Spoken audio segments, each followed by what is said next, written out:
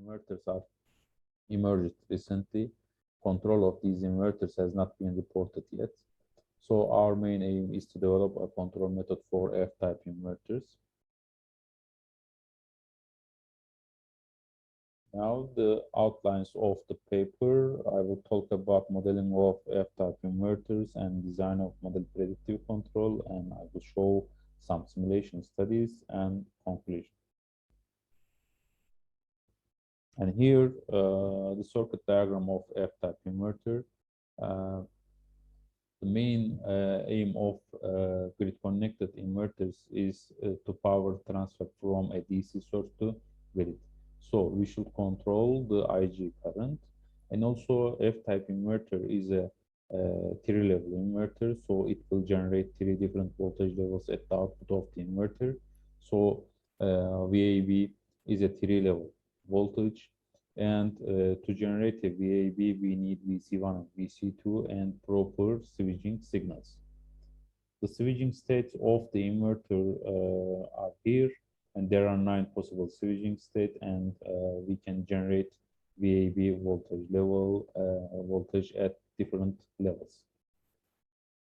And also, to design a control method, we need derivative equations of the inverter, and derivative equation of IG current is here, and here VAB is level voltage, which is depending on the switching states.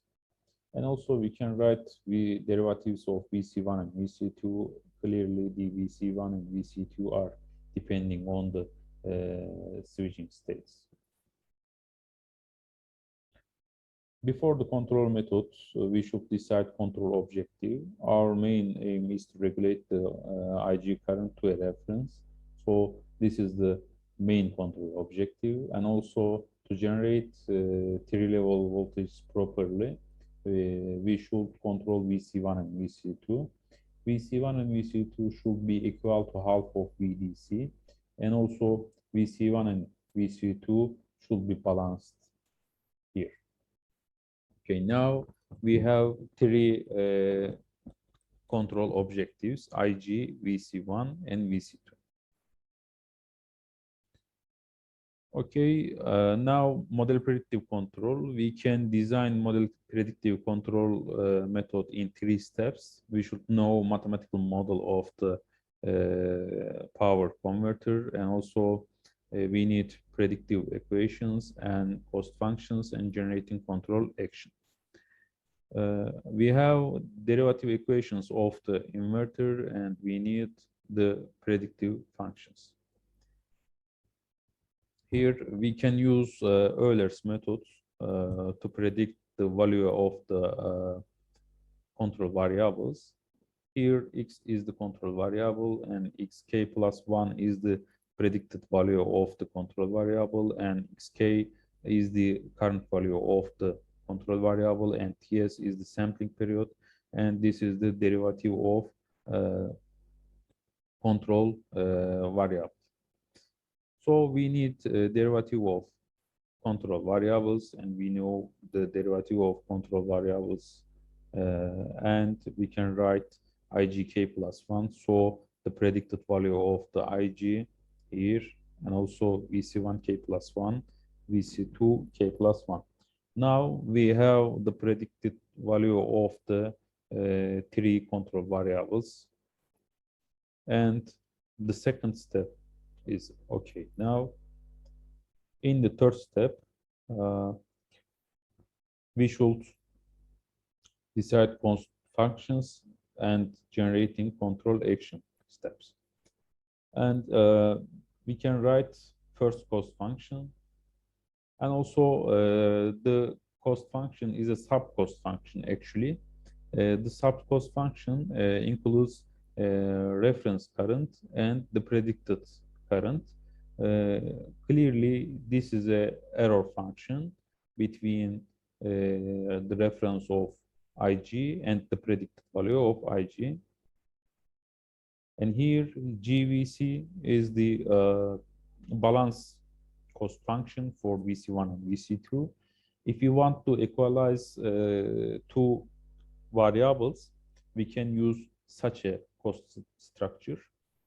And also we can combine the both sub-cost function in a total cost function, and we should use a weighting factor here. Okay, now we can talk about the generating control action. To generate a control action, we should minimize the control error. So we should select the minimum value of the total cost function.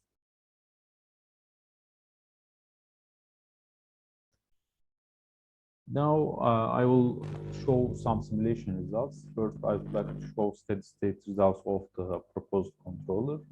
And this is the main control objective, IG. And IG star is the reference amplitude of the grid current. And we can see that the amplitude of the reference current is 20 amps, and also the amplitude of transferred grid current is also 20 amps. And we should check the other control objectives. At the beginning of the simulation, VC1 and VC2, VC1 and VC2 have a different voltage levels. After the beginning of the simulation, the both voltages are equalized, and each one is equal to 100 volt. In addition, we can check the level voltage. 0 is the first voltage level, and also 100 is second voltage level, and 200 is the third voltage level.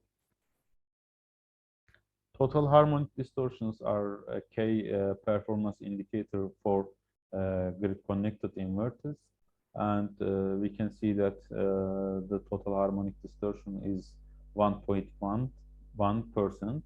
It is a good value for the grid-connected inverters because in many standards, the total harmonic distortion should be less than 5%.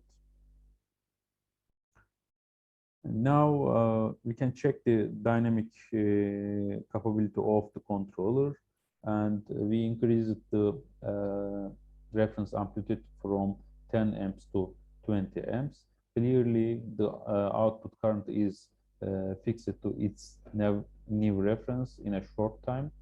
And also here VC1 and VC2, the both VC1 and VC2 is equal to 100 volt. Thanks for attention.